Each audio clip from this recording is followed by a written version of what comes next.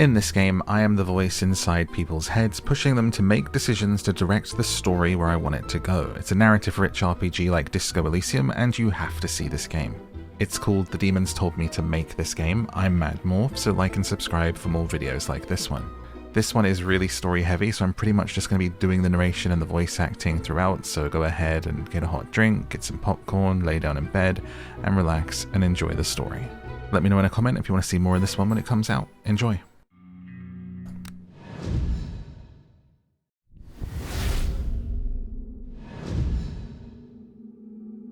You're here.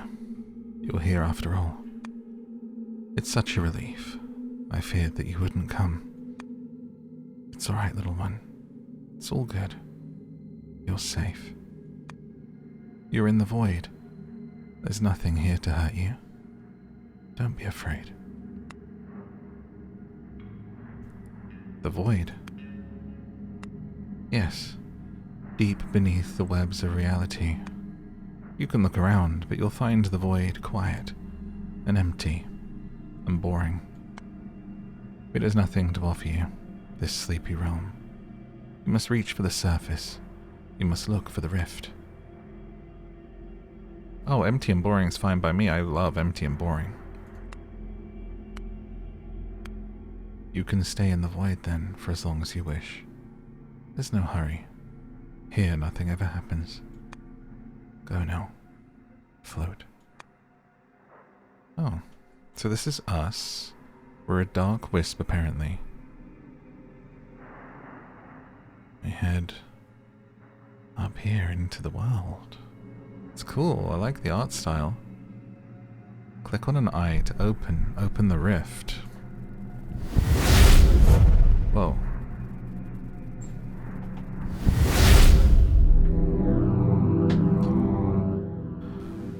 Oh, me. I feel like my brain's about to ooze out of my ears. Where am I?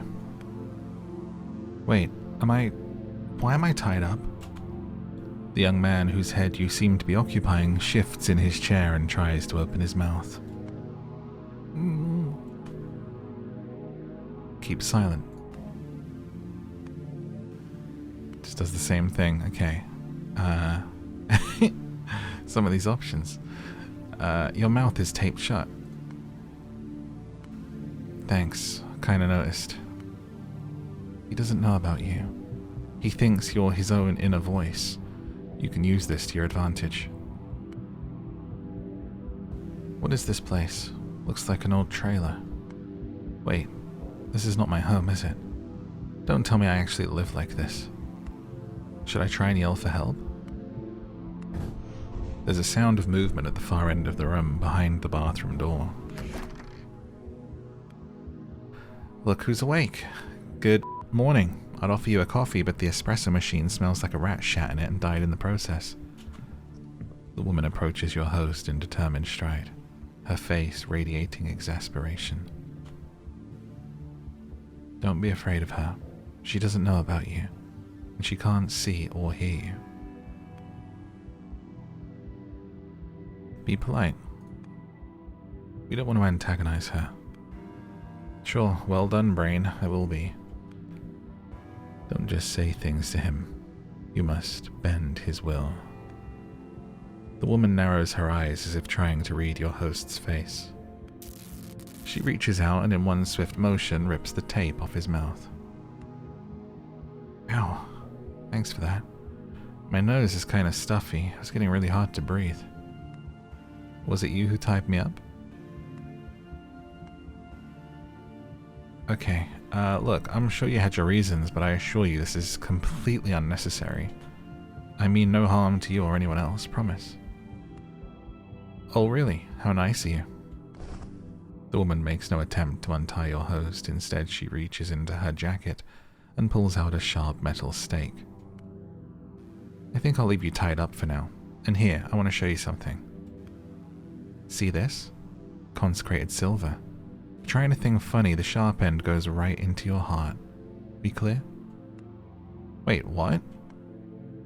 Focus and try again. Whisper into the man's ear. Make him submit to your will. Special suggestions with this icon. With this icon they utilize a clue, and with this icon utilize something in your inventory. So we've got spit in her face and compliment her looks. I don't think it would be wise to spit in her face. Let's go ahead and go with a compliment. A battle of wills. Press button when outer circle reaches or space. Okay. And okay. Cute.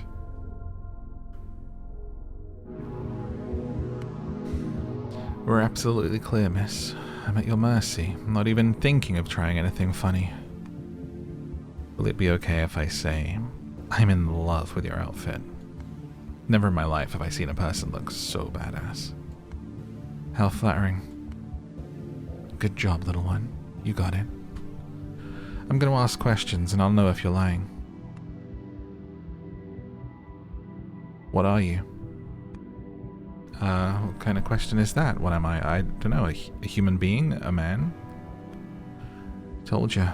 I'd know your lies. I'm not lying. Look, I don't get what you want from me. I'm a man, a guy. At least I think I am. What else could I be? She glares at your host, studying the emotions on his face.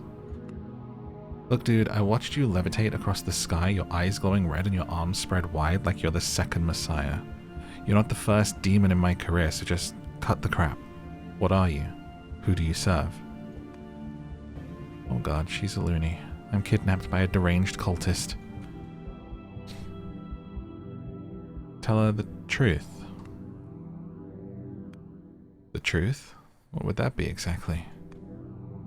Look, miss, what's your name? As if I'd tell you. Right, but how do I, like, address you? Gum. Gum. Okay, listen, Gum. I don't know what you're looking for, but you got the wrong person. I'm not a demon or anything, I'm just a guy. My name is... I don't remember my name. What do you remember? I remember... job, friends, hometown, the unimaginable horrors of a dimension you come from. I can't remember anything about myself. Anything I try to think about comes up blank. Ah, how convenient. Hey, for all I know you did this to me. Who even are you? Drop this act. I'm pretty sure you know who I am. No, I don't. Are we friends, exes, enemies? Whatever it is, I got no memory of any of that. I promise you, I'm telling the truth, okay?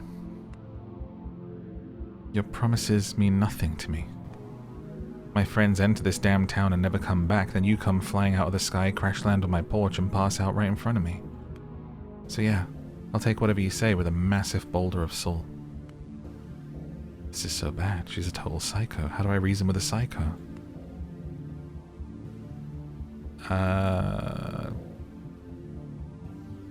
Sympathize with her. Look, miss, I'm sorry about your friends, I really am. I wish I could help you. But I don't seem to remember who I am, where I am, or what happened to me. This interrogation will not get us anywhere. You clearly know more about me than myself. So how about you untie me, tell me more about what's going on, and we look for the solution to your problems together. Please? For a few long moments, Gum stares at your host, chewing her lip in hesitation. Then she turns away and heads back to the bathroom. Where are you going? Gotta think. And what am I supposed to do here? Hey.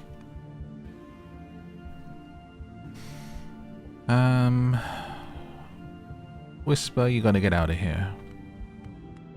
There's nothing I'd like more than that, but my hands are literally tied. What do you want me to do? Topple the chair, find something sharp, rub viciously against it till the rope snaps?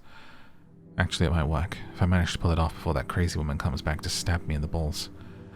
Something catches your host's attention, emotion in the otherwise still surroundings. His eyes fall on the chest of drawers across the room. Is it just me, or is this thing quivering like there's something alive inside it? Could be a rat. Place seems like the kind to have rats nesting in the drawers. As if in response to these words, the drawer slowly creaks open. Appreciating the suspense. 4 long pitch-black fingers crawl up from inside the drawer and grip its edge tightly. Then the whole hand shows up too, too large to belong to a human being, followed by an impossibly long forearm. Gross, dude. What the... The arm flickers, as if phasing in and out of existence. Cool gum. Come on, brain, you don't seriously believe this thing is real? I'm pretty sure I'm hallucinating. That woman must have drugged me. I'm gonna close my eyes and count to 5. When I open them, the vision will be gone. 1, 2, 3, 4, 5. It's still there. Why am I still seeing it? More and more of the arm pull out of the drawer. It's no less than 10 feet long now. Your host watches in silent terror as the arm reaches to the bathroom door and turns the knob, locking gum inside. Hey, what the hell? There's a series of thuds as the woman bangs on the door with her fist. Let me out now. The arm withdraws from the door and starts creeping its way towards your host. Oh, this isn't happening. This isn't happening. This isn't happening. Ask the arm to untie you. Be polite. Battle of wills. Battle of wills. Was I supposed to do that in order, or?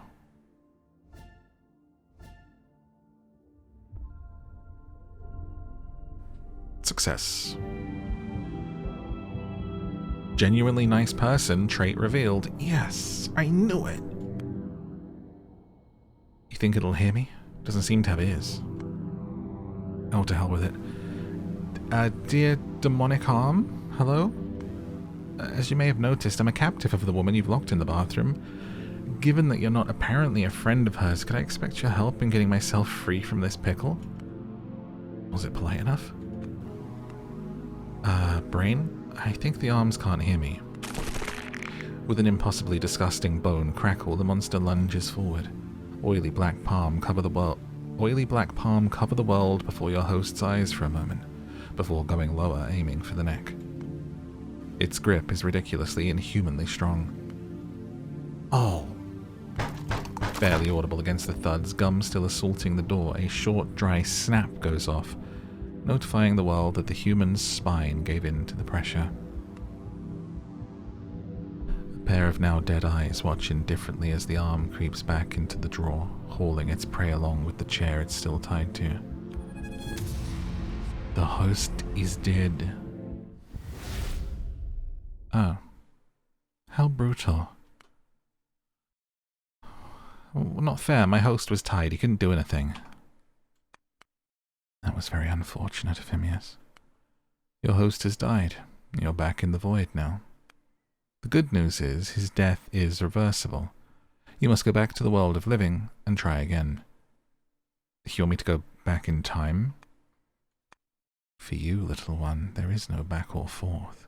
Those events have not happened yet, not until you cement them into existence. Look for the beginning, see to it that the events play differently this time. What am I again? You are Dark Wisp, the key to everything. But you cannot enact your will from the void. In order to manifest your power, you need vessels, hosts. Go back now, little one. Save your first host. Oh, so that's not part of the story. I actually screw it up. Although maybe it is part of the story. I don't know. Let's go back and save this host.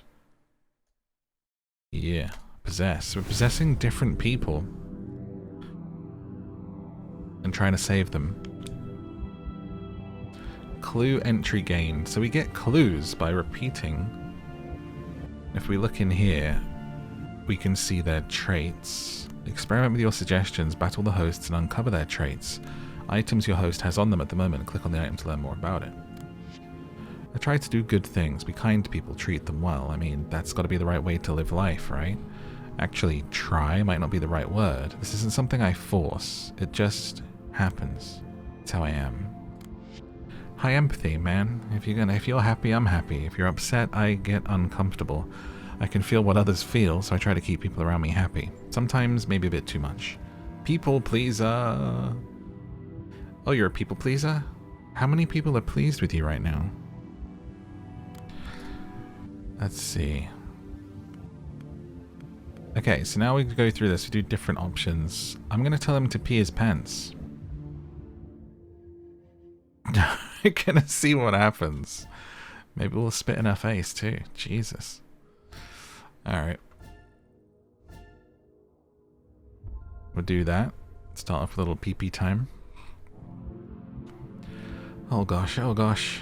Zero trust issues. Trait revealed. Wait, what does it say about that? I like these traits.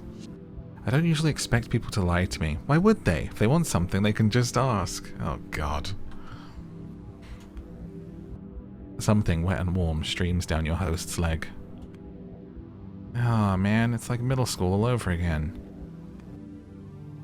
So what now? Hey brain, I'm serious. What now? I was planning to achieve something by pissing myself, right? Oh, you traitor, I'm so pissed right now. Why does it smell like urine in here? Gum comes out of the bathroom and immediately goes into alert mode as if sensing an ambush. She turns to your host and stares at him intently. Her eyes go wide as she's struck by the realization. Did you just piss yourself? Gum cautiously approaches the man and stops at arm's length, a few inches short of the piss puddle's edge. She reaches out and using only her index finger and her thumb tears the tape off his lips. I'm really sorry for that. I cannot explain why, but it seemed like a really good idea at the moment. Everything is up to you now. Make the woman believe your host. You know her name, it's Gum. Greet her. Ah. Hello, you're Gum. Am I saying that right? The woman takes a step back, conspicuously alarmed. How do you know my... What did you do to my friends, you piece of shit? Whoa, I didn't do anything to anyone. I kinda had your name in my head. I thought we had met before. Sorry, my memory is hazy. It's hard to recall anything, actually. This explanation does a poor job calming Gum down. Just like last time, she pulls out a silver stake from the holster on her hip. See this? Consecrated silver. Wait, what? I'm going to ask you questions, and I'm going to know if you lie. You've been here before, you know where this path leads. You don't want to go there. Take initiative now.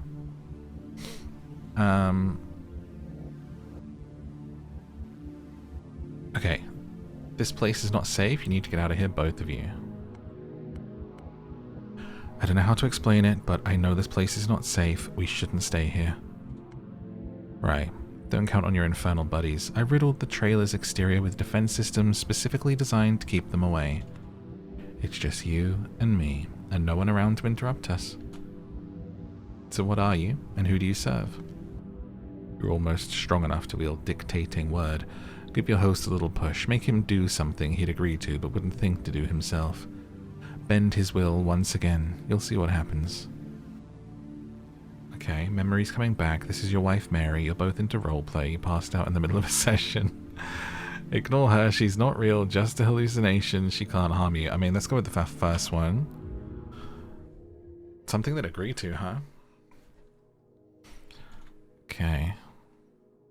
And Bink and WD. I'm sure these probably get harder, I would assume. My what? Vibrant imagination trait revealed. Wait, it actually makes perfect sense. Why did I pass out, though? Did she strangle me too hard? Your host gazes at Gum with new affection. Don't make me repeat the question. Right. I'm a bad boy. And I serve you, my lady. Huh? Am I even doing that right? Maybe it's my brain trauma. But all of this doesn't feel especially pleasant and or exciting. Mary, I'm sorry to ruin the mood, but I don't feel so good. Can we please stop? We must have a safe word for that, right? I don't remember it. I think I have significant memory loss. Can't even recall my own name. Barely recalled yours. You may have strangled me too hard or something. I don't know. The hell are you talking about? Mary, please, I'm not kidding. I think I need medical attention. Who's Mary? You are Mary, my wife. I know we're practicing extreme, but I think we got too far this time. So would you please untie me? By the way, I just skipped some words, not for my own sensitivities or for yours, but because this YouTube is like very sensitive to certain words, and I just don't really feel like dealing with appeals and filters and stuff. So you can fill in the blanks. I'm just going to skip over some stuff when I play games, because otherwise I get hit with stuff. Unfortunately, we're all adults. We should be able to say words, you know? It's fine. Ah, ha ha. Genuine belly laughter shudders Gum's body. She laughs so hard she has to wipe away tears from her eyes. Good job, little one. This silly little trick provided you with new strength. Can you feel it? Dictating word. The dictating word allows you to win the battle of wills instantly. You've 1 instance of dictating word per event. Use it wisely. Use it now. While active, it allows you to dictate your will to the host instantaneously, denying him the option to challenge you. Bend his will. Tell her about the arm monster. Oh wait, was I not meant to? I thought I was meant to skip the battle. Oh well. My bad. Ah! Oh. I thought I was gonna have to do it. That's why I didn't... I was supposed to click this? Or what? 1 instance. What? Dude. I was like waiting for something that I was gonna click and it was gonna skip the battle, and then it just failed the battle anyway. Wait, what? No, seriously, what? So I gotta... I mean, that's what I was doing it to unlock all the trades, okay? I swear. You engaged in the battle and lost. Don't engage in the battle. You must learn how to use dictating word. Left lower corner of the screen. 1 more time. Left lower corner. Okay, so I tell her... this. And then here? Okay, man. I don't know. That needs to be more obvious. Don't ask me how I know, but there's something bad in the upper drawer over there. A monster. It's lying in wait, intending to attack us at the right moment. Give me a minute. I'm still not over the part where I was Mary, your loving wife. Yeah, it was apparently a brain, whatever, but please keep up with me. A demonic arm thing is in your drawer waiting for the right moment to lunge at us. You gonna piss on my floor again? If that arm shows up, I'm afraid we'll both be pissing all over the place. Look, I don't want to be gruesomely murdered, and I'm pretty sure you don't either.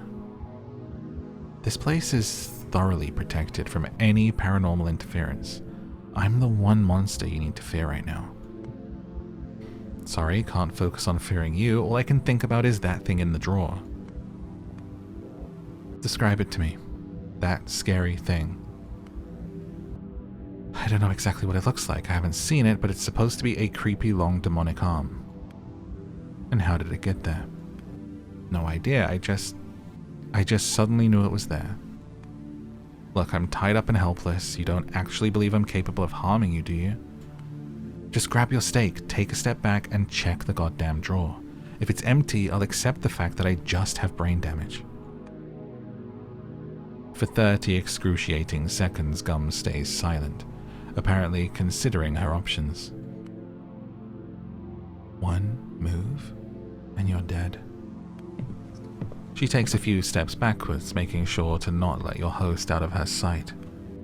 Having tightly gripped her stake, she takes hold of the upper drawer's handle, her body positioned as if ready for a fight.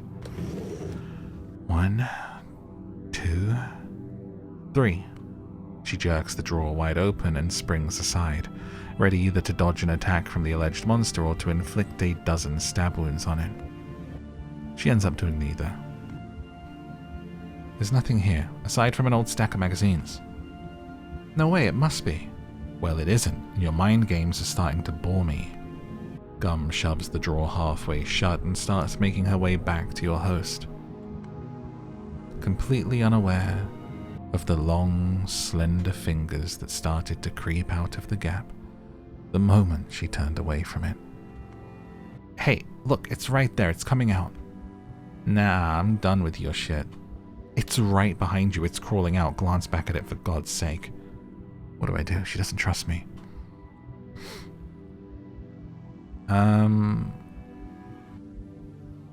Flip over your chair, make her come closer. She's about to get yoinked. Yeah, that'll get her away from the arm's reach. Your host starts swinging on his chair left and right, intending to get it to topple down. What do you think you're doing? Just this. The chair flips aside along with your host tied to it. Oh, I think my elbow took all the impact. Hurts like a bitch. What exactly were you hoping to accomplish with that? Contrary to your host's expectations, Gum does not take any action upon seeing him go down. She cranes her head, watching curiously, waiting for the next move from her silly captive. I guess it didn't work. What didn't work? Yoink, the gripper. The monster arm grabs her neck from behind, effortlessly lifts her up and bashes her head first against the wall. Again and again, each strike adding a new crimson stain on the wood. The monster doesn't stop until Gum stops thrashing, her body falling limp and lifeless in its grip. The hand relaxes, and Gum's body falls to the floor. Did it just kill her? Well, unless this scary, slimy, multi-elbowed black arm turns out to be an ally, I think I'm next. The arm creeps its way to your host, its worms of the fingers flexing intimidatingly. I don't think it's an ally. Gaunt, terrifyingly strong fingers stifle Tape's neck. Can't believe I'm gonna die like this. Did it just reveal his name before we know it? Tape? Can't believe I'm gonna die like this, in a puddle of my own piss. The world goes dark in your host's eyes. A blood-boiling hiss pierces the air. Suddenly the monster arm flinches and loosens its grip. You like that? You like that? Your host catches a glimpse of Gum, her face bloody from the wound on her head, both hands gripping the handle of her silver stake, most of it lodged in the monster's forearm. I'm burning the bridges you walk upon. I'm draining the springs you feed upon. I'm flooding the burrows you rest within. In the searing fires of newborn stars, be disintegrated. In the vast voids of outer space, be lost. In the mundane Tuesday's small talks, be omitted. The realm of human is not for you, beast. From the present and past and future of the history of this world, you be banished. A violent coughing fit interrupts Gum's fiery speech. The monster beneath her begins thrashing with renewed vigor, sensing weakness. Ah, shit. By my authority as the person who kicked your ass, I command you to eat shit. With my name, Vanessa Vega, I am banishing you from this plane. Be gone. Another hiss of pain cuts through the air, followed by a horrid stink of burnt flesh. Huh. Can't believe she uttered her true name out loud. Perhaps she thought your host was passed out and couldn't hear her. So irresponsible, so careless. But this is good. This is your chance to prevent all this mess. Knowing her true name, you can possess the woman. You must do it now, while she's distracted and weakened. Take her. You've discovered the true name of this person and can possess them now. Vanessa Vega is a hell of a name. It's giving Vincent Vega, Pulp Fiction. So, possessed, and then everyone died. Congratulations, you did it. You're not confined to the tied-up man anymore. Use the woman as your host this time. Speak with her freely, just as you did with your original host. She won't discover your existence or suspect your influence. That is by design. Make sure both humans survive. You need them unharmed to make it out of this town. Wow, what a cool idea. That is very cool. What's in the present? Can I go there? I don't have it yet. Okay. Or is it? Can I go here? Can I see what's in the present? Clues are useful notes. You think? Different loops up here. Okay, so that's only for looking at clues. And we'll possess Gum, right? Back to reality. A deep booming voice echoes in Gum's ears. The last words her mentor said before leaving, playing on repeat in her head. You're wrong, Gum. I do rely on you. That's why you're staying behind as our backup. If we screw up, someone must step in and fix everything. You're the one person I know I can trust with this. Gum fixes her gaze on her reflection in the mirror, the traces of tears visible on her cheeks. You're the one person I know I can trust with this. What if you were wrong, Coat? What if I can't do it? If only you knew how mad at you I am right now, idiot. Why didn't you take me with you? Where are you now? What am I supposed to do? What if you're dead? What if everyone is? Stop this, Gum. You can't afford to break down. You got shit to do. Gum rubs the tear streaks off her cheeks and takes a deep breath. How'd it go? Okay, recollect what you know. Help calm your nerves. Good idea. Where do I start? Your friends. Lens, Patch, Ink, and our leader, Coat. My crew, my gang, my squad, my support system, my family. We all arrived into this crappy town 8 hours ago to prevent some kind of shady ritual that allegedly could end the world. Everyone except me entered the town, and then we lost contact. On a positive note, the world seems to be still in its place, right? Coat. The fearless captain, the visionary, the one who assembled our ragtag crew. He used to say he trusted me like his own right arm, but left me behind going on this mission. Back up my ass. Didn't even leave me any instructions beyond set up a field base and wait. It's been 7 hours. Nothing from him or the others. Captive. White guy, appears to be in his 20s, no ID on him or anything that would give me some clue about his past. And half an hour ago I spotted him flying, levitating, about 50 feet above the ground. His arms spread wide, his eyes glowing red. He came from the town direction and landed right at the porch of my trailer and then passed out. Might have been my defense perimeter that knocked him out. Can't say for sure. Guy's obviously possessed, if he's even human, that is. Hopefully he can tell what happened to my team. Cool. This is pretty good so far, right? I think this is some good writing. You never know with stuff that wants to do this. I mean, it so relies on its art and its writing, games like this, just to take a beat to say that I'm really enjoying this.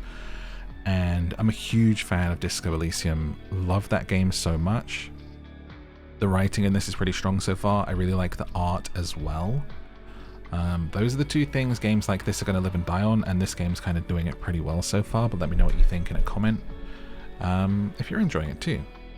I could see myself coming back and doing more of this one, so yeah, let me know. Okay, tell us about this place. I'm still on the outskirts of Red Hives. Here we'd held the last briefing before the crew drove deeper into the town, leaving me behind. Commandeered this abandoned trailer house as my field base. Hopefully no squatters are going to come and claim it to themselves anytime soon. Setting up the defense perimeter was a pain, but I did my best. Can't say much about the town. Coat mentioned it's a dump with a failing business and receding population. Alright. Are we though? Still feel like I'm falling apart. One step at a time. That's how you always did it, girl. One step at a time. We go into the town, we find witnesses, find the traces of the team, but first, we deal with the demon guy. Speak the devil. Tits up, soldier. Got an interrogation to carry. Fake silver stake item gained. Very cool. Love this, like, seeing it from a different perspective now. Changes the angle as well that we're at. Seeing him. Nice. Also kind of creepy, because we know the arm could be behind us at any time. Very cool. Remember, Gum, act strong. Show him who's the boss. Be the badass. Come on, you can do it.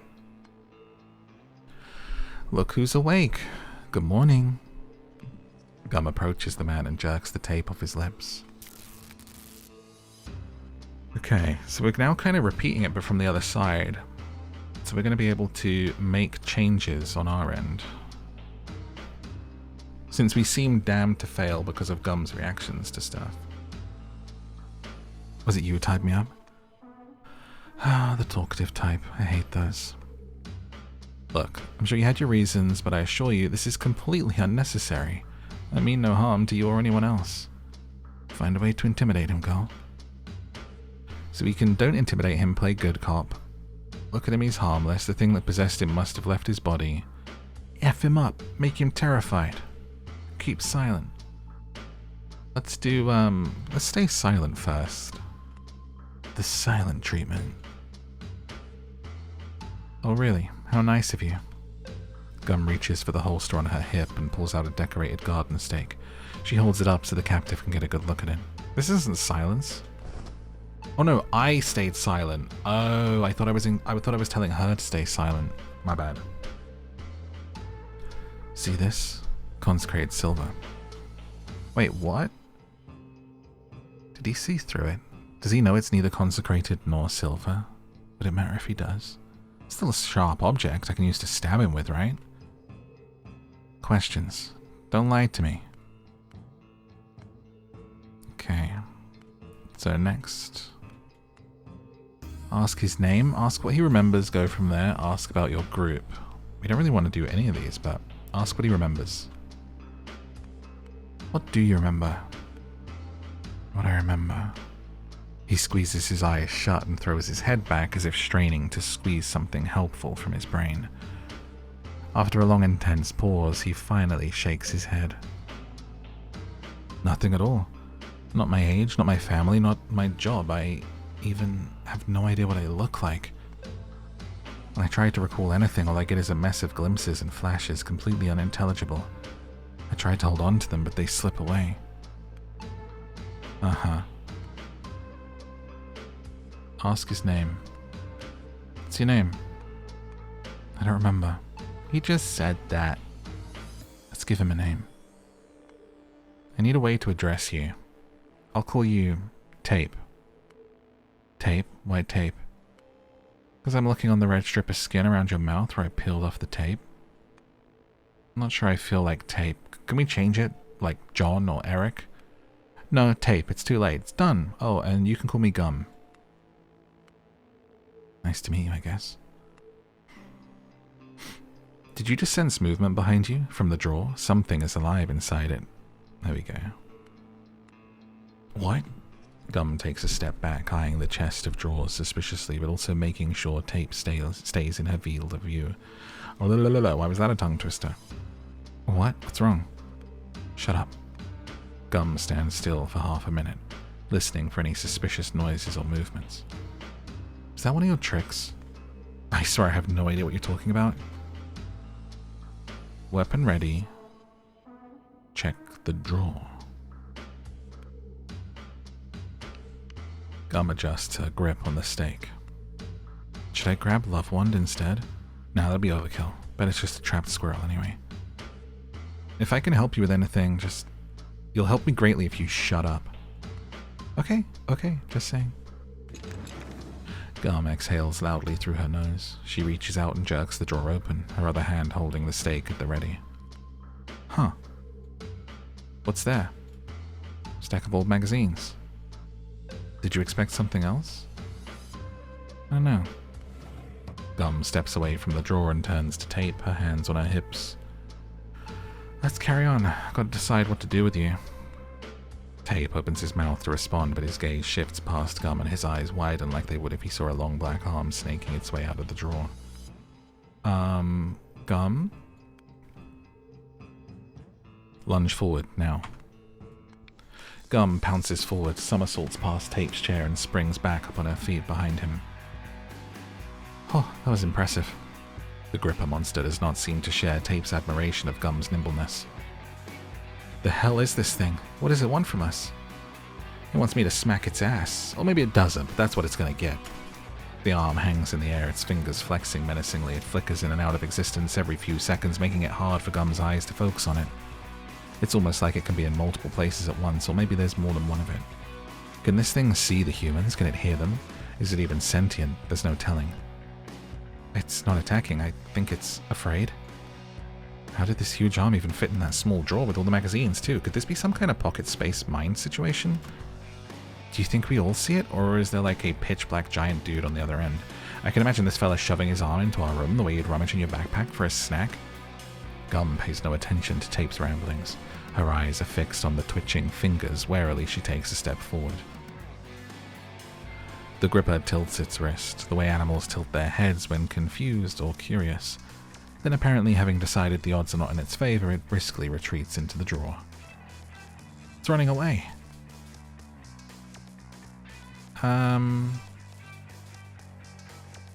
Let it run. Only with a gift. Gum swings and hurls her iron stake at the creature with all her strength. The stake pierces right through the center of the gripper's palm and gets stuck in it. The gripper shrieks and slithers back into its drawer, disappearing in the gap with a disgusting bubbling sound. There goes my last iron stake. I thought you said it was consecrated silver. That was a creative exaggeration. You alright? Think I am. Bit scared out of my sanity, but otherwise unharmed. Good. Gum stumbles her way to the chest of drawers the gripper disappeared into and pulls all the drawers out of it. She kicks the frame repeatedly until it turns into a pile of wooden rubbish. I feel better now. So if you don't mind me asking, what was it exactly? I mean, I saw what it was, an unnaturally long arm covered in oil or something. What I want to know is, what in God's name? Instead of responding, Gum comes up to Tape and squats before him. She looks him in the eye, intensely, as if trying to read his soul. What do I do with this guy? Let him go. Hope I won't come to regret this. A glimpse of fear flashes in Tape's eyes as Gum takes a knife from the kitchen table, but it gives way to relief when she starts cutting the ropes that tie him. Your jacket's on the bed behind you. Wow, thanks. You trust me now? I trust my gut that tells me you're not a threat, but I'm gonna watch your every step. Fair enough. I still can't recall anything, so it's nice to know someone will watch out for me. Can we please circle back to the nature of satanic harm? Before Gum has time to answer, an old gramophone on the table by the couch crackles to life. Team Bog Runners, can you hear me? It's Blue Toad repeating, Blue Toad, I need help. Good gracious. Ink? Cool. Don't be afraid. This is normal. This was supposed to happen. You can't stay in one body for too long, not without breaks. Come on, go back now. We won't want to miss anything of importance. Use the man. Your link with him is stronger. Neat. I'm gonna possess you. I'm gonna slink inside your ear hole. Well, how do you think when something is possessed by something, how do you think it actually, because obviously in the movies we think like it goes through the ear hole, right? But it could probably just go through anything. You know, when you think about it. It could just phase through them. Could enter another orifice. We just don't know. Let me know in a comment where you think... Ink, I can hear you. Do you copy? This is Gum. Where are you? Are you alive? Copy you, Pink Toad. I'm live. I used that funny telepathic goo on a microphone to my signal. Can you believe it? It's crazy. It worked. Ink, where are you? I'm in the sound. Can't get out. They're fun guys, but they won't let me. You copy, Pink Toad? No, Ink, I don't copy. You're breaking up. Do you know where you are? Pink Toad repeating, it's the band. The band is holding me. Do you copy? Stop calling me Pink Toad. Tell me where you are. I'll get you out. Sound studio, Pink Toad. Gotta go. Find me. Blue Toad over. Ink. Ink. Gum shakes the gramophone violently, but it's incredibly dead now. After a solid minute of angry swearing and kicking furniture, Gum settles on striding back and forth the room.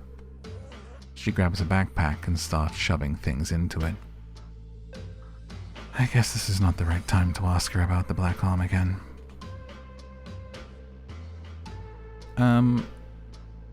Offer help. Gum, I want to help you. Tell me what I can do. You can recall what happened to my mates. That would be useful. Sorry, still a blank page. Well, in this case, you're going to help me by not creating any more problems for me. Can you at least explain to me what's going on? Not sure I can. It's a lot going on, Tape. Damn lot. I'm only asking for a quick recap of the situation, like 2 sentences, please. Okay, as you've probably figured out by now, demons are real.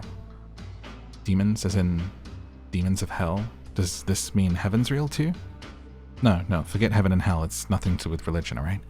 Religion paints a reductive picture of what and how and why, all packed into a neat narrative teaching you how to fit into your Neolithic society. Religion's not designed to reflect reality, science is, but when it comes to demons, the scientific method is just not applicable. Trust me, it's been tried. There are other planes to existence that we humans can't feel or detect. Numerous beings exist right here, back to back with us. Spirits, other civilizations, you name it, like strings on a guitar deck. We don't touch each other, but we resonate together. And besides that, there are ancient gods out there sleeping in the black holes like cradles and predacious ideas that parasite on sapient minds. And besides that, there are other dimensions. Billions of them. Some are just like ours, some are literally nightmares populated with horrors. Please stop. I think I'm having a panic attack. I warned you, Tape. The good news is we're not alone in the universe. Everything else is bad news. Reality, as you know it, is a tiny oasis surrounded by unimaginable chaos. This oasis is protected by a good hard wall, but sometimes things fall in through the crevices. I'm in a group of people who deal with those things. Dude, that in itself is like such a great pitch for like a TV show. It's giving X-Files, it's giving Fringe. We learned about a world-ending ritual that was being prepared by a cult in a small Midwestern town. This town, Red Hives. We arrived here last night. Outside is a trailer park at the town's edge. My team went farther in to stop the ritual. I stayed behind as backup. Weird black arms coming out the drawers is a glaring sign that things probably didn't go smoothly for my guys. You following? I think so, but I still don't understand where I fit in this picture. Sorry, I need a drink. Hang on.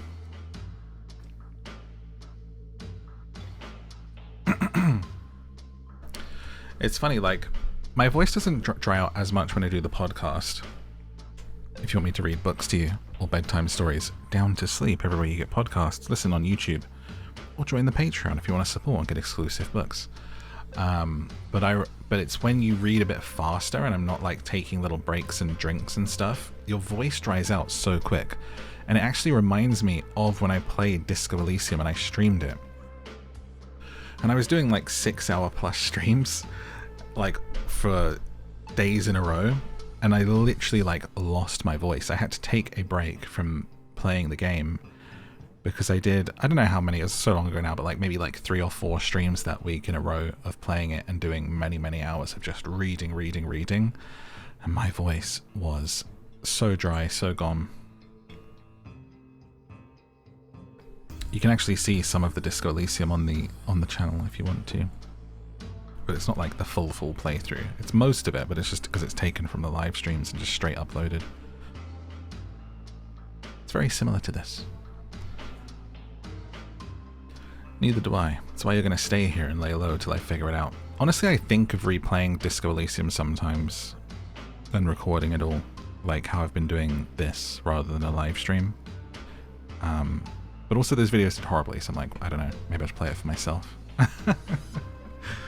think I ended up buying Disco Elysium on Switch one time when I was on holiday and I didn't play it. I love that game. I have like actual limited like metal plate artwork of it as well that I have up somewhere.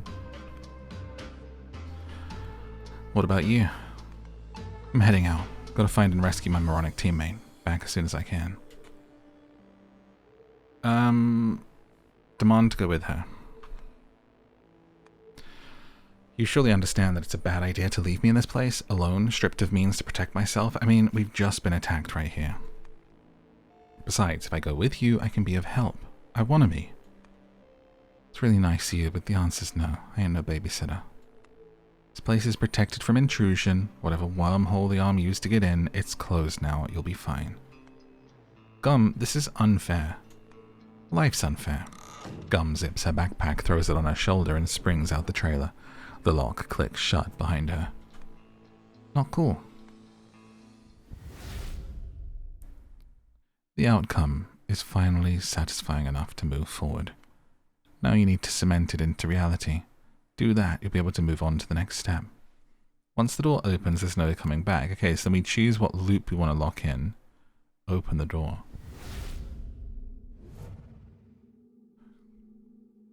What's this diner called?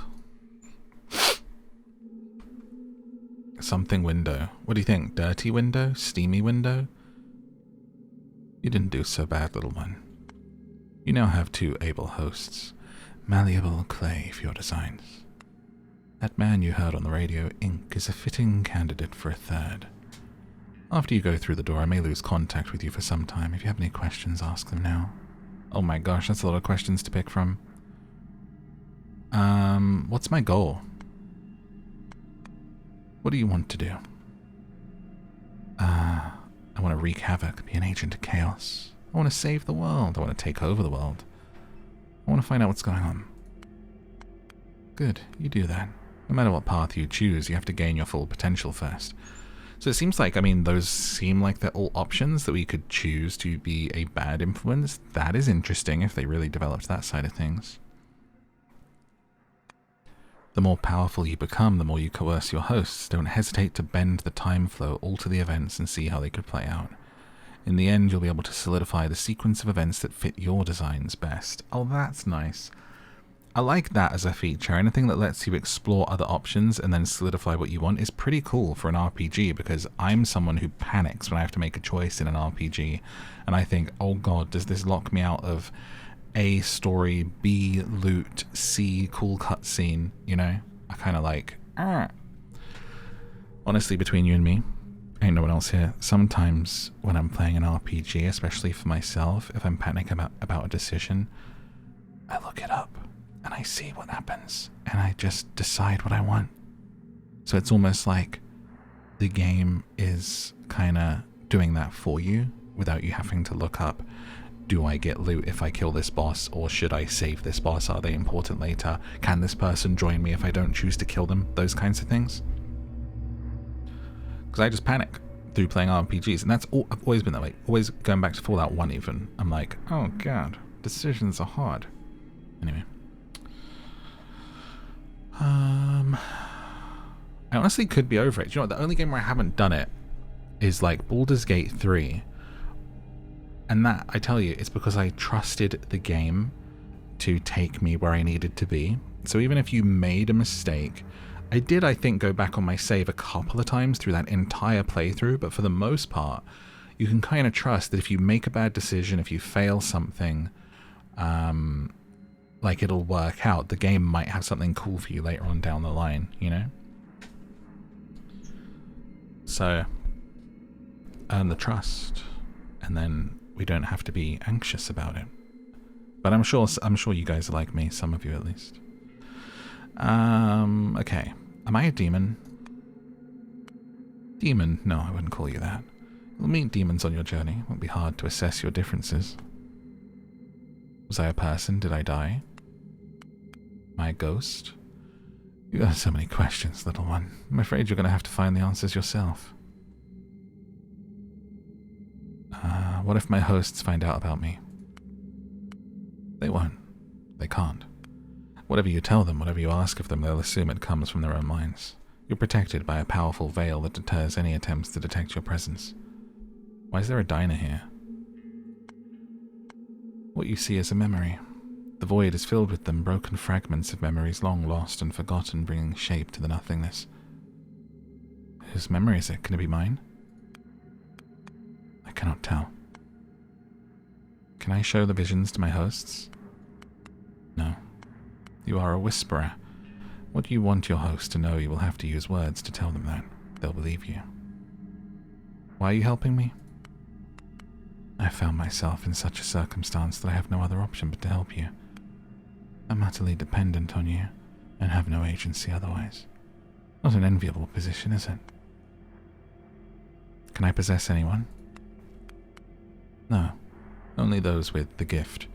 You must know their true name and catch a moment when they are weak and vulnerable. That's why it's important to find that ink person. Okay, why can't I remember anything though? You don't have any past. You are a newborn. There's nothing to remember. I hate that minigame. I actually don't, but I want to see what it says. Let's talk about the Battle of the Wills. When you force your will upon your host, you interfere with their very core, reshaping their identity. Naturally, the host will resist the intrusion. If the battle promises to be difficult, it may be wise to use Dictating Word and skip it. As of now, you have one instance of Dictating Word per event. What you should remember is that you don't always have to win the battle. More often than not, losing is just as valuable. The failure of your suggestion is still an influence. It might prompt the host to do the opposite of what you demanded, or something else completely. Oh, that's interesting. So you could unlock stuff by, like, giving them a suggestion, failing the battle, and then even more secret stuff. Very cool. Kind of like what we were just talking about. In fact, I strongly suggest you engage in Battle of Wills and lose them on purpose, how you uncover many hidden paths. Alright, cool. Neat. Neato. Remember, you can be the only one. You can only be with one host at a time. While you're with Tape, Gum is on her own, and vice versa. There are times when they can't survive without your guidance, and times when they manage just fine on their own. If you want to know how your host is doing when you're not with them, you can join them and simply observe. Remain silent whenever you feel the urge to comment. Don't worry too much if your host dies. They'll be dying a lot. It's part of the process. It's how you learn. At first, navigating two parallel paths might feel disorienting. It's okay. Take your time. Go at your own pace. Everything will come together eventually. Now go ahead, little one. Help your hosts find this ink. You need more agents. So what's the name of this? The Mucky Window. Oh, the Milky Window. Oh. Okay. I don't know if I'd want to eat somewhere called Milky Window. Yeah. The Milky Window of punks and bees. Bees. Why aren't you eating? You should eat. I want to go home. I know you do. We talked about this. The wall is impenetrable. There's no way home. It's funny that it's like impenetrable. I feel like for my whole life, until I was reading the podcast and that word came up, I read it as impenetrable, like with an extra T in there, impenetrable, because it's like penetrate, penetrated, impenetratable, but it's actually impenetrable. Isn't that funny? Anyway, it's one of these things, pronouncing words, speaking for a living. You should eat. These pancakes are delicious, I promise. I don't want a pancakes, I want my mom. What's that? Make a scene now and I'll have you sent to the cold room. Do you want to spend another night in the cold room? No? No what? No, ma'am. Eat your pancakes. Oh, that was weird. Oh, hang on, what's happened here? Oh, thought I'd like bugged out or something. And there was another one up here. Stuck in the void. Let's go over this way again. Let's go over this again. Yes, ma'am. Why are you here? To study in the magical school? Why you? Why not some other kid? I have talent. The gift. That's how we call it. You're a gifted child, and the gift of yours must be put to use for greater good. Why can't you go home? Dangerous? It's imprecise, boy. You were taken from home because you were a danger to those around you. If not for us, you would have got your whole family killed. Fortunately, we were there, and your family is safe now. But that's not the only reason why you can't return to your home. I'm very far away. Mars is very far away. The moon is very far away. Your home is not far at all. It's just across the wall. I can't walk through walls. Correct. But at least you know that back home your family is safe. Your mum is safe. That's the silver lining, right? What would you be willing to do to find your way back? To see your mum again. I can't walk through walls. Walls have crevices. One we used to extract you has collapsed, but there might be others.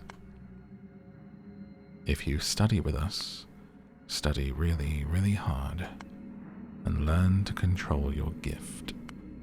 Maybe one day you'll be wise and powerful enough to find another crevice in the wall separating you from your homeworld.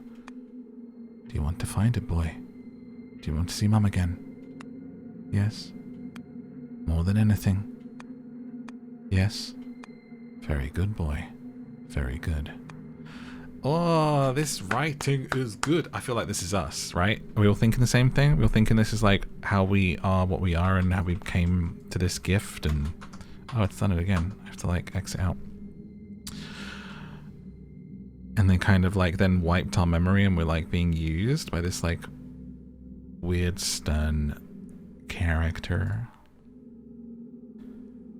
Sweetie, repeat the coffee, will ya? Be brief, Helen. I only got 15 minutes. What did you call me for? To ask for more time. The kid's not ready yet, Sam. The initiation must be postponed. For your own sake, this better be a joke. It's not. There's something wrong about the kid. I haven't figured it out yet, but I will, if given more time. I need you to talk to the uppers. You've had this kid in your custody for how long? 30 years? 34. 34 days of conditioning and this kid's still not ready for initiation?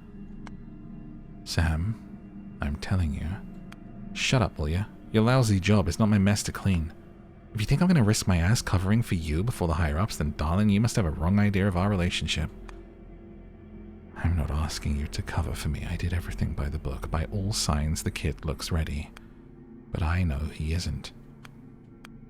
You're not making any sense. It was fine at the beginning, normal adaptation, but at some point he got, I don't know, ostentatiously obedient.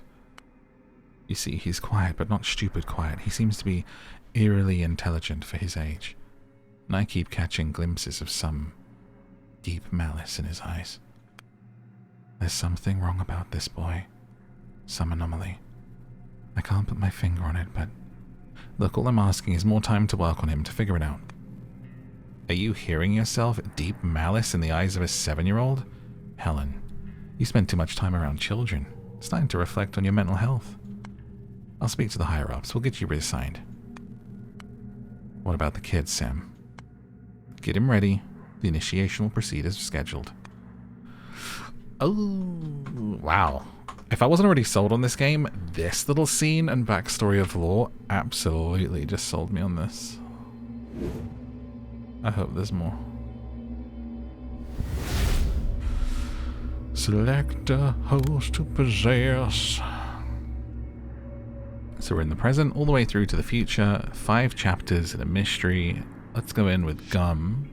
Fate uncertain.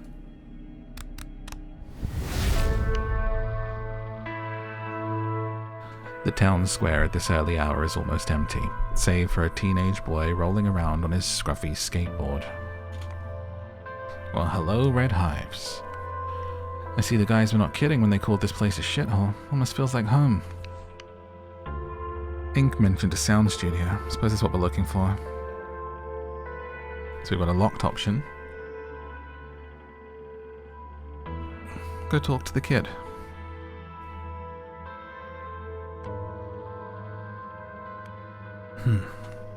Sounds like a plan. Gum rubs the bridge of her nose grumpily. Ugh, talking to people. She walks up to the teenager and forces a smile. Hey. The boy doesn't look up, eyes on his shoes. Hey, youngster, you hear me? Youngster, Gum, get it together. How do you do, fellow kids? Once again, the teen refuses to acknowledge Gum or her question. I don't get it. Is he giving me the silent treatment? Do something to impress him. Money. Play a damsel, charm him, tell him you're lost. Who does he think he is? Show him, Gum. Let's impress him. Ah, it's a bit desperate. I want to see what she does, though. Hey kids, you want to see a kickflip? Use WASD to intercept the Medusa while inside hold space to absorb. Absorb 3 times. Oh. Oh, hold space. Hey. Hey. I got it. I got it. Absorb Medusa.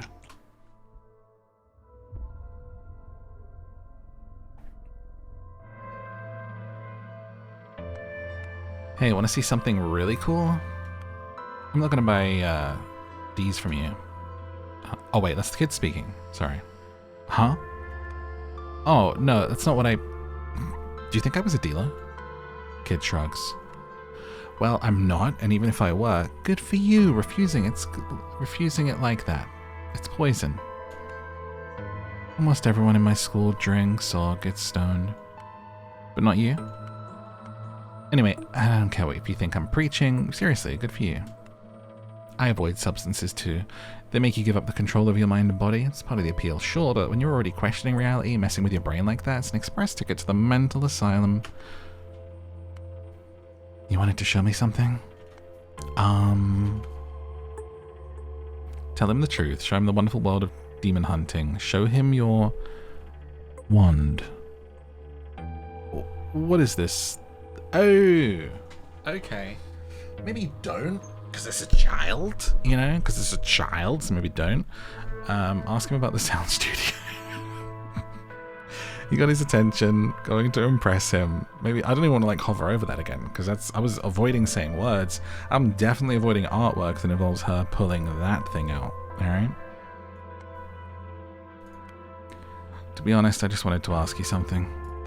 I'm looking for a sound studio or a rehearsal space or anything else of sorts. It'd be very cool if you could just help me out. And why did you say you wanted to show me something cool? I don't know, you weren't responding, I guess. I was trying to get your attention. I see. He's disappointed. You need to impress him. We just want the answers though, don't we? What happens if I keep silent? Suckers hang out in the mall. What? Who? It's a band. They used to play in Jenny's garage. Her family moved to an apartment, so they squat in the mall now. They got a spot there. The boy waves his hand toward the supposed mall. Gum looks in that direction but sees nothing mall-like. This mall, far from here? Nah, there's the entrance, see it? Gum squints. There's clearly no building even distantly resembling a shopping mall in that direction. I can't see what you're pointing at. You're not making fun of me, are you? You can't see it because it's underground. See a glass pyramid? That's where the entrance is. Oh. Oh. An underground mall, really? Huh. Quite an intricate thing to come across in such a dump of a town. No offense. It's closed off, abandoned. Suckers squat there. Suckers? Who are these, suckers? Jenny, Sean, Damien, they have a band. They gave a concert in Gleeful Penguin once, and they played at the prom in my school last year. Sean said they're going to play this year too, but I don't think that's happening. Why not? They suck. I should have guessed. Anything else I should know about that mall? Issues? Like what?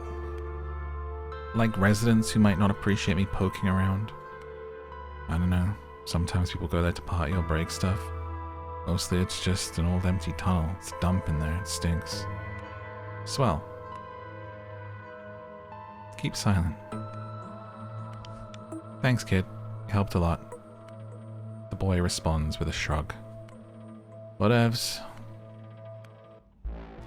A brisk descent down the dilapidated concrete staircase brings Gum into a straight hallway where she's met with the stale air reeking of mold and urine. The timid dawn sunlight wrestles its way inside through ragged holes in the ceiling, but does little to illuminate the place. Gum stops and waits for her eyes to get used to the darkness. Soon enough, the details start emerging from the dim.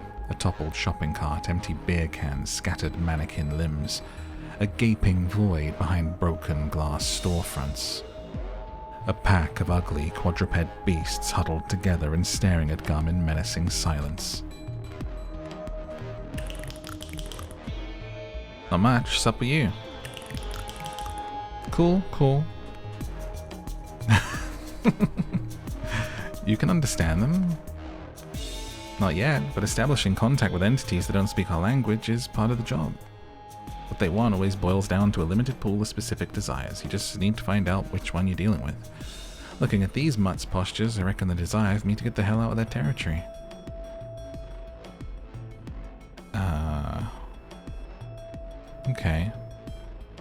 keep silent. Well, I don't know all day. Let's try the basics.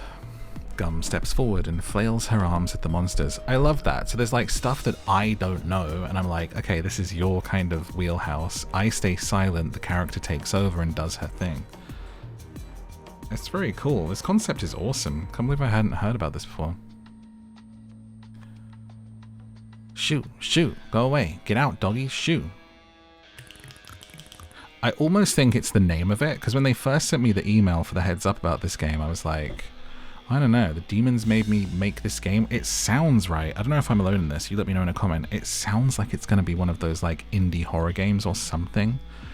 It definitely doesn't sound like it's going to be this, right? So, but I'm glad I checked it out.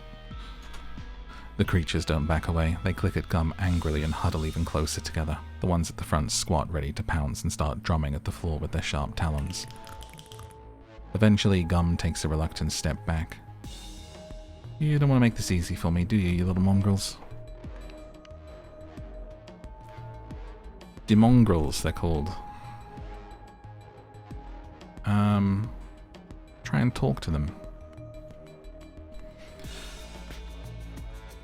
No idea, it wouldn't hurt to try. Okay, so then stay silent. Ah, stupid demongrels, you won't let me through, will you? Fine. Gum turns on her heel and marches out of the mall the way she came. Wait, I'm gonna find stupid batteries for my stupid holy lantern. I'm gonna come back and burn your stupid skinny asses with stupid raving light. Gum ignores mocking clicks behind her. Alright, where do I get batteries? Can you buy them? Sounds about right. Must find a convenience store. She looks around the empty square. Reckon it must be somewhere nearby. I'll just go this way. Having taken off in the direction opposite to the mall, Gum turns one last time to shake her fist at the dark staircase. Damn you, demongrels! You haven't seen the last of me! This doesn't make any sense. He stands in the middle of a shabby trailer, his head a storm of half fear, half rage, his breathing coming quick and heavy. I can think, I can talk, I can name things. This is a couch, this is a wall. I know I'm a human, an adult man. I know I live on Earth, a planet full of people like me, if only slightly less confused. I know I'm inside a trailer that sits at the edge of town. I know I speak English, and I know that English is a language. If I know all that, surely I should know something about myself? I've got to at this point somehow, right? Now I'm going to concentrate really hard and remember. Going to remember. Brain, give me something. My name, my age, anything. Something.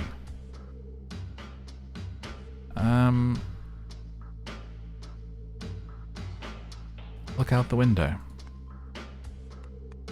Tape walks up to the window and squints, trying to figure out what's outside. A pool of mellow morning light floods a shabby trailer park, casting heavenly halos around the scattered garbage on bare ground. However, much of the view is obscured by the wood planks nailed across the window. I am not sure. The landscape doesn't ring any bells. Maybe I could make a better guess if I were outside. Check your ID. Why didn't I think of that? Tape pats every pocket of his attire. Nothing. Guess I lost my ID, my name, and my wallet. Perfect. But I need a name. I can't go by Tape. Well, can I? Okay, to hell with the name. What do I look like? How old am I? My voice sounds pretty young, but who knows? Is there a mirror here? The only mirror here is a small rectangle on the non-exit door. Judging by the layer of dirt and sickly black blisters spreading across its surface, its career's long over. You know what? Let's set this aside for now. I'm not trusting this one with my reflection. Go in the bathroom. Out of desperation, Tape checks his pockets one more time. Hey look, a 20 and a bunch of change. Is it much? What's inflation right now? Hopefully when it comes to surviving outside, this amount will get me through a few days before I have to resort to offering for food. Wow. I'm not sure if I should be alarmed that was the first idea that came up with. So what do you do if I keep silent? Because we know from the timeline you ended up dead, so what did you do? I'm guessing you left and got munched. Ah, nothing at all. My head's so empty I hear the wind howling between my ears. Maybe I need to relax, divert my attention to something else, like tidying up? Yeah, this place is a mess. A thick layer of dust beneath Tape's feet is scattered with occasional butts, crumpled napkins, and newspapers from years past. Let's find me a broom. The broom rests in a thin, dusty box beneath the bed. Tape pulls it out and sets to work, channeling his focus into the task to stave off thoughts of his uncertain and potentially fleeting future. That's better. Still needs some cleaning, but it's not like I'm getting paid for this. Maybe I should take one last shot at this mirror. He walks up to the door it's attached to, scraping at the dirt with a fingernail. Nope, still need a rag. Amid the overlapping layers of grime, he catches a glimpse of something, a fragment of a chin vaguely recognizable as his.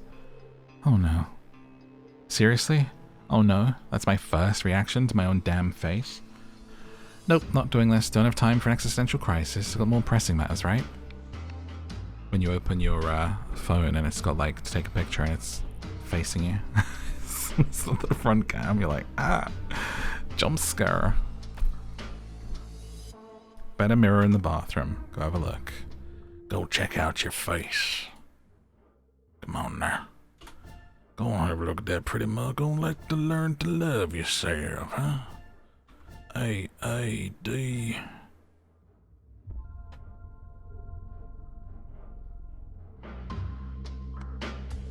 Oof. I have this strange feeling in my past life I had some self-esteem issues. These things don't magically pop out of nowhere, do they? Fine, let's take a look. If there's another mirror here, it should be in the bathroom. Tape steps into the cramped bathroom and immediately comes face to face with a large spotless mirror, ironically the only clean surface in the room. In the mirror, he sees a young man, staring at Tape with confused hazel eyes. Tape meets the man's stare. He doesn't necessarily remember this face from the mirror, but it doesn't feel alien either. This face could belong to anyone. It can as well belong to him. Okay, this is me. I look kinda... how can I put it? Basic? But it's not the worst impression to make, right? Right? Just look at yourself. Proud nose, perfect profile, soft lips, a determined gaze. You're the prettiest person you know. You're nothing special, and that's fine. Being too handsome is a burden. You already have a lot on your mind. At least you got a decent personality and you're kind to other people. So I can tell him what I want him to think about himself. I don't want to gas him up. I'll tell him he's nothing special. That sounds rude. But also I don't want you to think you're the prettiest person you know. Could be funny though. Let's do it. Look at yourself. Proud nose. Perfect profile. Soft lips. Am I? Tape turns his head, trying to catch a flattering angle in the mirror. Suddenly, every angle becomes flattering, and any type of lighting feels perfect, I think it's meant to say. I hope the demons and monsters take my pretty privilege into account when they try and devour me. I would love it if that unlocked a trait for the rest of the game, pretty privilege. What else do I do? Let's address the elephant in the room. The chest. Maybe a weapon first. What, like a gun? Do I even know how to shoot? Maybe a kitchen knife would be more appropriate. To be honest, I don't think I'm a weapons guy. I feel more like a let's talk it out guy. Rummage through Gum's stuff. Why? Why would I do that? No, it's definitely impolite.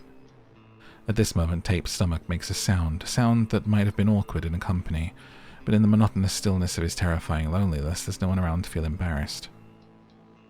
On the other hand, what if it takes her forever to come back? If I'm supposed to sit here for days, I'll need to eat and drink something, right? I'm already starving.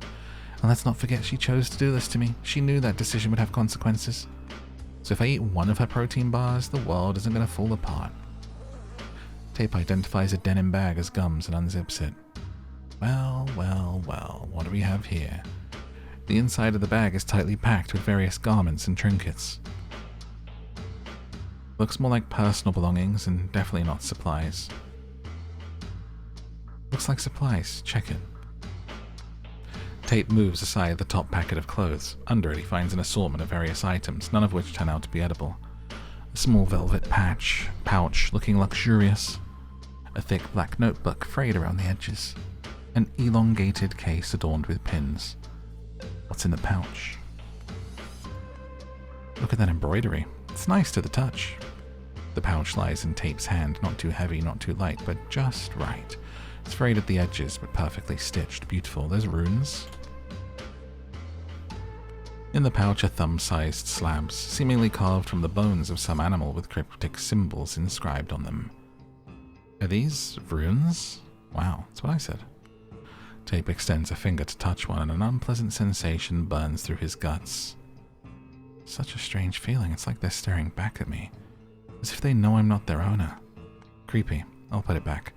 I wonder if this also belongs to Gum. She didn't strike me like the runes type. The notebook. It does look like that, but what if it's someone's personal diary? It would be so incredibly impolite to look inside without the owner's permission. On the other hand, tying me up and locking me in here wasn't exactly proper etiquette either. A compromise. I'll check the first page. If it goes, "My dear diary," I'm shutting it closed. The worn leather cover, pleasant to the touch, reveals the notebook's many years of use. It seems as cherished and constant a companion to its owner as a dearest friend. Okay, it's one of two things. Either I unlearned how to read, or this is utter gibberish. The first page appears to be covered in dense rows of elaborate curls, weaving into patterns that could or could not be sentences and paragraphs. Among everything written in the notebook, Tape only recognizes the punctuation marks and a few pentagrams. No sensitive or confidential information for me today. Maybe it's for the best. I wonder who this belongs to, Gum or someone else? How about that case? Look at this shape. I think I know what's in there. The worn case is adorned with pins and stains of unidentifiable origin. Just to be safe, Tape decides to avoid touching those areas. He unzips the case. Yep, just as I thought. It's a ukulele. Amnesia or not, I know for sure I can't play this thing. Let's put it back where it belongs. Creative people tend to be sensitive about other people groping their instruments. I feel like that's going to be more to it. If it's like when it's actually taken out, it'll be like a weapon. Anything else in there? Not sure. These might be personal belongings of Gum's companions. If I get to meet them, it might be wise not to mention I rummaged through their stuff. Wait a second, what's this? Tape pulls out another bundle of garments from the bag to get a better look at a purple thing he just noticed. Beneath it, he finds neatly folded women's clothing with a bra lying on top. Oh no. Take it. You'll need it. Now you're the pervert rummaging through women's lingerie. The options are so good, dude. Dude, take it. I'm gonna ruin this guy's life. He's funny.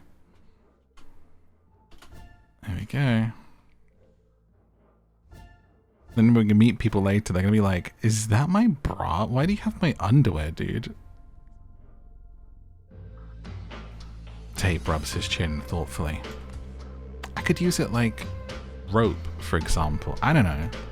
Would that make me look like a pervert to an outside observer? No doubt, but here's the real question. Could it also save my life?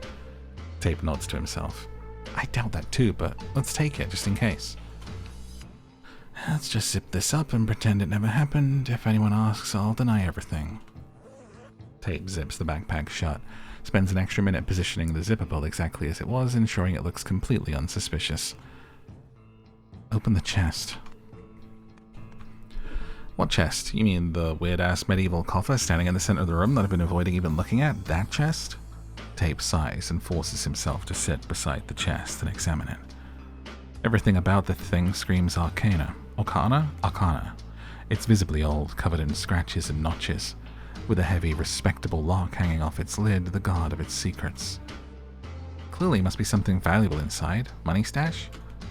Tape checks the padlock. It appears to be mechanical, boasting a 4-digit combination mechanism.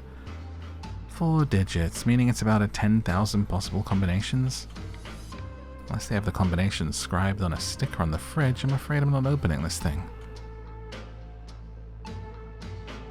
You can force it open. You are a mighty man. Am I? Tape mutters, wincing as he straightens his back. My back's killing me after sitting tied up for an hour. If I were actually fit, this wouldn't be such a struggle. Okay, focus. I need something heavy to bust this lock open. Something like this. His eyes light up as he grabs what looks like the leg of a cheap outdoor iron table. Don't know why I said wooden. Feels sturdy enough in his hands, or at least sturdy enough to give him hope. Tape grips the makeshift weapon like a pro baseball player, channeling all his strength into the swing. The strike is perfect, landing squarely on the lock with a satisfying clang. For a moment, victory seems possible. Then the table leg snaps in half, revealing a disappointingly hollow core. Great. At least I was stronger than this leg. Holding the piece like a trophy, he chews his lip. Hope it wasn't valuable. Tape glances back at the still intact lock and sighs. Okay, maybe we can find the code. He puts some distance between the chest and himself and feels his back pressing into the trailer's entrance door. The door squeals displeasedly in response. Hear that sound? Makes me wonder what type of lock they use for these. He turns and bends to examine the keyhole. Is this? I know this. Silent. I need something small and thin, like a wire. He runs back to the cabinets and returns with a hairpin. Squatting before the door, his hands shaking, he sticks the pin in the keyhole and spins it. Just so you know, I'm rooting for you. I'm just gonna let him do it. You know what I think? I think I have no idea what I'm doing. Something clicks in the lock. Oh, of course, I broke it. Why did I think it was a good idea? Idiot. He slaps the door in anger. It obediently creaks open. Wait, what? Tape looks at the gap, dumbfounded, as warm rays of morning light flow from it into the room. Did I just lockpick this door? So he's good at lockpicking.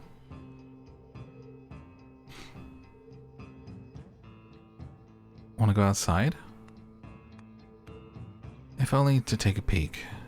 He pushes the door and sticks his head outside. The trailer park around blends out into uneven rows of cheap and rusty mobile houses. Okay, I can firmly say I don't recognize this place. Now fully outside, he scans the surroundings, hoping that either the buildings or the landscape would trigger any recognition. No success. So quiet and empty. I guess we're in the part of town where people like to sleep in. Kind soul, please help me. It's a human voice. The sound comes from the side of Gum's trailer. Tape takes a few steps in that direction, craning his neck curiously. Shrouded in tattered cloth, spine curled forward, his face hidden beneath a stained hood. It's a beggar. Seated on the bare ground by a trailer, he sways slightly back and forth. Oh, thank God, it's a person. Kind soul, do you have some money for an old man in need? Oh, sure, I have some change. Tape makes to approach the beggar. Don't get too close. I think he's probably a monster.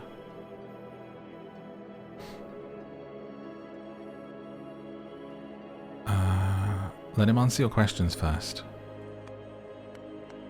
Ah, yeah, strategic communication. Well-placed promise to incentivize the desired behavior. Nice. I got an even better idea. I'll give him 1 coin now and the rest after he answers my questions. That'll show him I mean business. Tape tosses a coin to the beggar and quickly steps back, jingling the rest in his palm. Before I give you more, I want you to answer a few questions I have. Please, kind soul. The beggar trembles as another rough, wheezing, coughing fit racks his body. I promise you'll have it all, but I need to talk to you first. Come closer, I can't hear well. Oh, alright.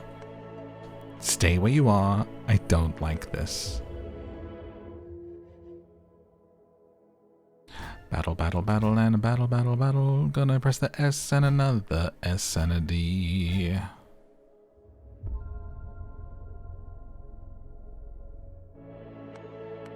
I'll stay right here, thank you.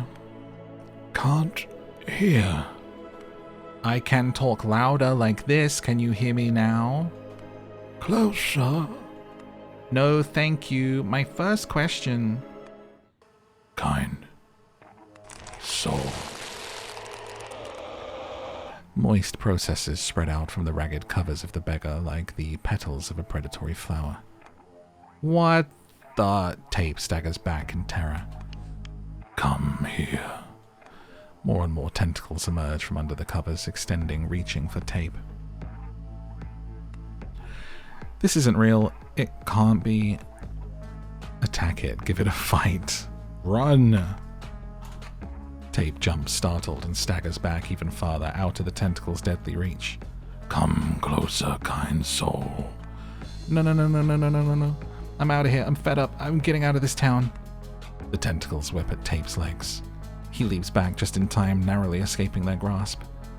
He breaks into a run.